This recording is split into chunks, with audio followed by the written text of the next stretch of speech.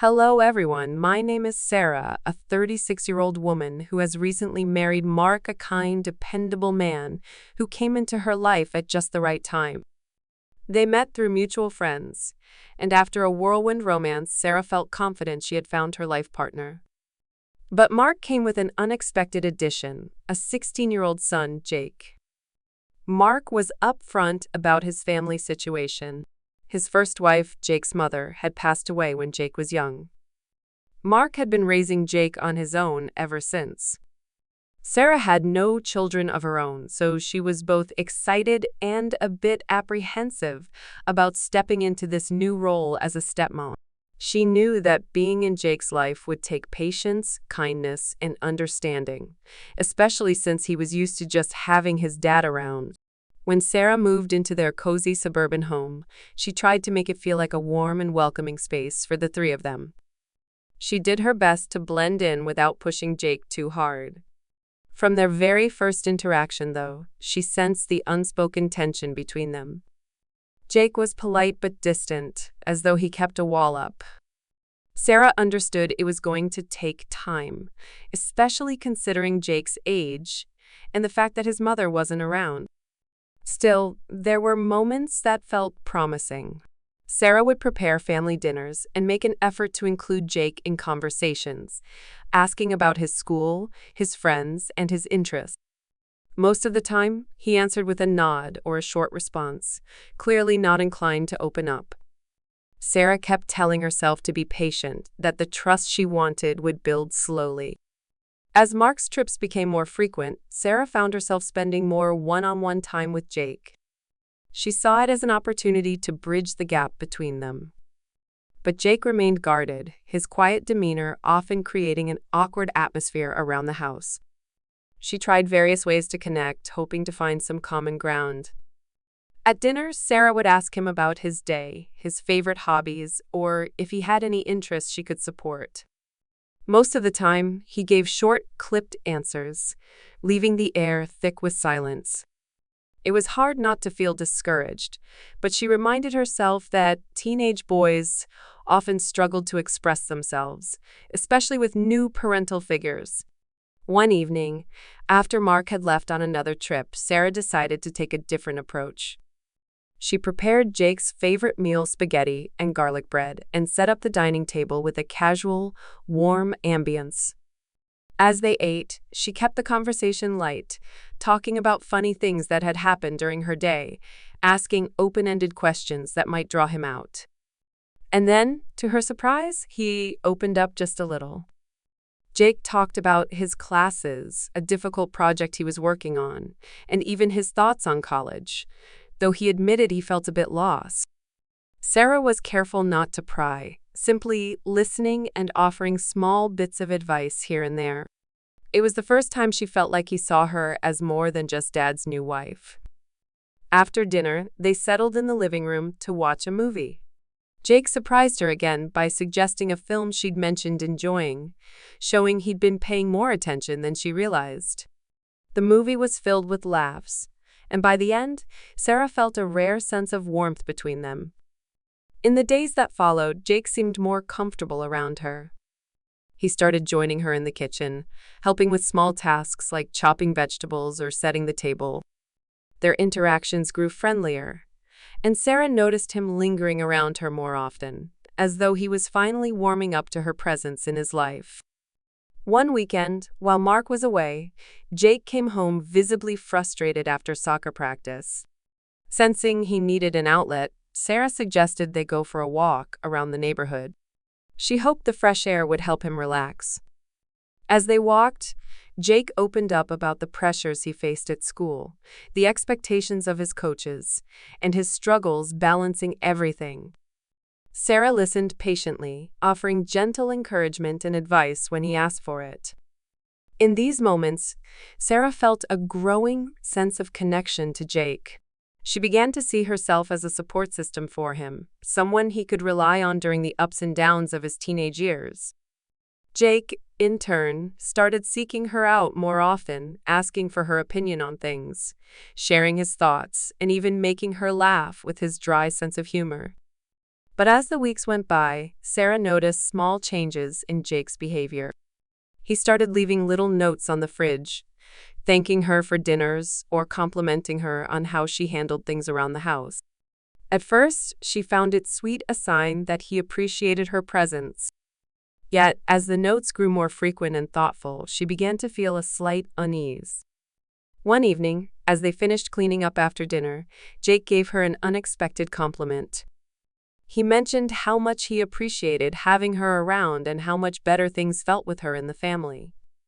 His eyes lingered on her just a bit too long, and for a brief moment, Sarah felt an odd tension in the air.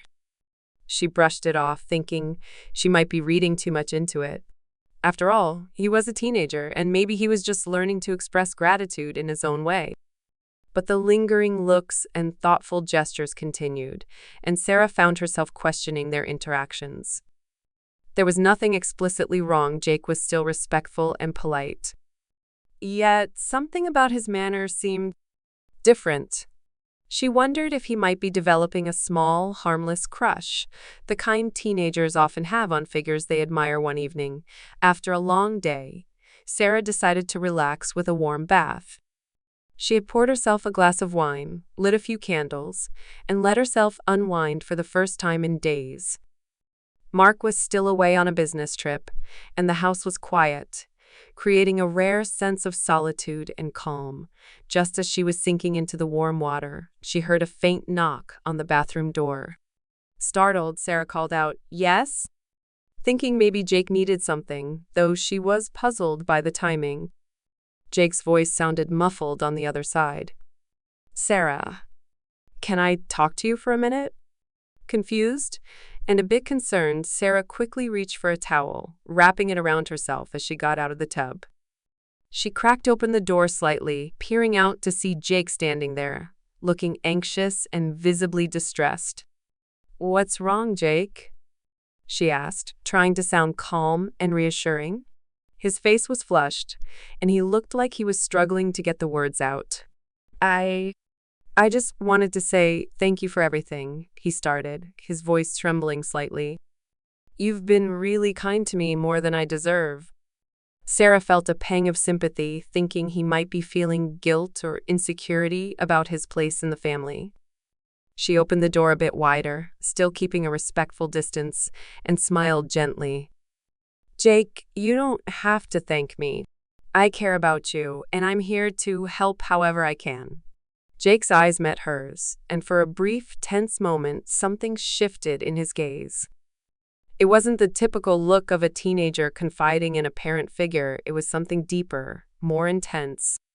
Before Sarah could react, Jake stepped forward, closing the gap between them, and impulsively wrapped his arms around her in a tight embrace. Caught off guard, Sarah froze, unsure how to respond. At first, she thought it was a simple hug, an expression of gratitude or comfort. But then she felt the tension in his grip, the way he held on just a bit too long, and an unsettling realization crept over her. She gently pulled away, hoping to keep things light and not embarrass him. "Jake," she began, choosing her words carefully, "I'm here for you, but I think we should talk about some boundaries." Jake's face turned red with embarrassment, and he stepped back, stammering, "I'm sorry. I didn't mean to. I didn't know how to." Sarah could see the turmoil in his expression, the confusion and frustration. She took a deep breath, steadying herself as she tried to find the right words. "Jake, it's okay to feel a lot of things when you're going through a tough time. I understand that losing your mom was incredibly hard, and that sometimes you might feel confused." His shoulders slumped, and he looked down, clearly battling an internal conflict.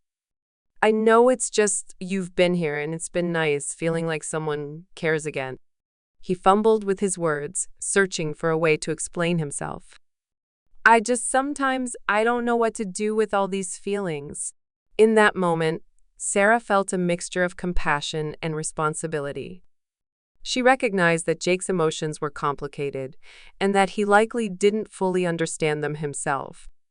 Taking a deep breath, she placed a comforting hand on his shoulder.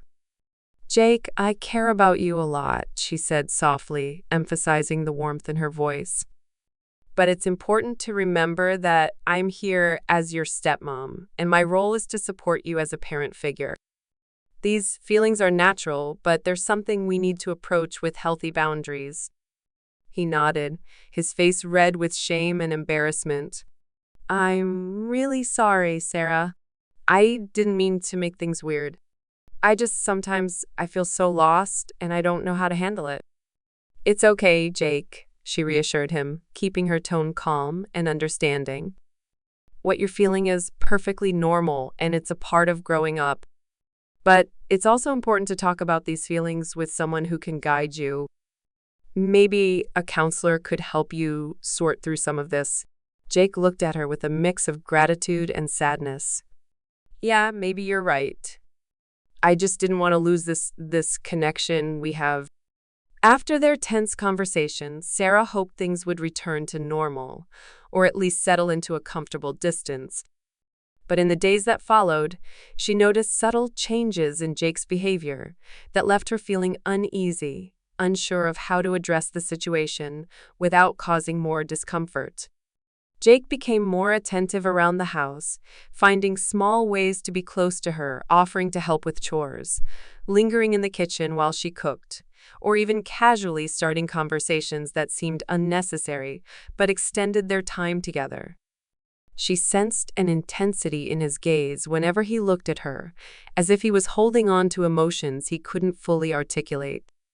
At first, she told herself it was all innocent, that he was trying to connect in his own way, perhaps to repair the embarrassment he'd felt after their conversation. But she couldn't shake the feeling that his actions were becoming more deliberate, like he was testing the boundaries she had tried to set. One evening, Sarah was sitting on the couch, reading, when Jake walked in and sat down a little too close. The living room was quiet, and she felt the tension of his proximity, even though he didn't say anything at first. After a few minutes of silence, he casually asked if he could show her something he'd been working on for school, a project he was clearly proud of. Relieved to have something neutral to focus on, Sarah agreed, trying to stay supportive. As Jake talked about the project, his enthusiasm was evident. But Sarah noticed that his eyes kept drifting toward her in a way that felt more intimate than was appropriate. She felt herself growing tense, her instincts alerting her to something off about his demeanor. When he finished, he lingered, as if waiting for her to say something more meaningful, something deeper than the casual praise she offered. That evening, as Sarah prepared to head to bed, she heard a soft knock on her bedroom door. She hesitated, surprised it was late, and she hadn't expected Jake to be up. Nervously, she opened the door to find him standing there, looking conflicted and vulnerable. Jake? Is everything all right? She asked, doing her best to keep her tone steady. Jake looked down, fidgeting with his hands. I don't know how to say this, he began, his voice low and uncertain. But I've been feeling things that are confusing, and I don't think I can ignore them anymore. Sarah felt a chill run through her, immediately recognizing the weight of his words. She took a steadying breath, trying to remain calm and composed. Jake, she said gently, I think we talked about this. It's normal to feel things, especially at your age, but I don't want to just ignore it, Sarah, he interrupted, his voice filled with urgency. You've been the only one who's really been there for me. I feel like I can't get you out of my head. I know it's wrong, but I can't help it. I don't know what to do. Sarah's heart ached as she saw the confusion and pain in his expression. She understood that his feelings were likely a result of his emotional struggles and lack of guidance, but she knew this had to be handled firmly and sensitively. Taking a step back, she softened her voice. Jake, I understand that this is confusing and I'm here to help you, but only as your stepmom. My role in your life is to support and care for you, but in a way that respects both of us and our boundaries. Jake looked crushed, his face turning red with embarrassment. I'm so sorry, Sarah, he stammered, visibly fighting back tears. I know I shouldn't feel this way. I just don't know how to deal with it. Sarah placed a comforting hand on his shoulder, giving him a compassionate but firm look. Jake, it's okay to feel confused. Feelings can be complicated, especially when you're trying to process them alone. But we're going to get through this together with the right support. I think it would be a good idea for you to talk to a counselor who can help you understand what you're feeling and find healthy ways to manage it. He nodded, his expression a mix of shame and relief. I'll try. I didn't mean to make things so hard. You didn't, Sarah assured him gently. You're not alone in this, Jake. I'm here to support you, but as family, nothing more, nothing less. With that, she gave him a reassuring smile and encouraged him to rest, reminding him that these feelings Sarah took steps to create a healthier atmosphere at home. She suggested to Mark that they all attend family counseling sessions, framing it as a way to strengthen their bond as a new family. Mark was supportive of the idea, and to her relief, Jake didn't resist. He agreed to go along, perhaps sensing that this might be the outlet he needed. In counseling, Jake began to open up about his struggles, not just with Sarah, but with the loss of his mother and the emotional turmoil he'd been carrying for years. The therapist helped him untangle his feelings good,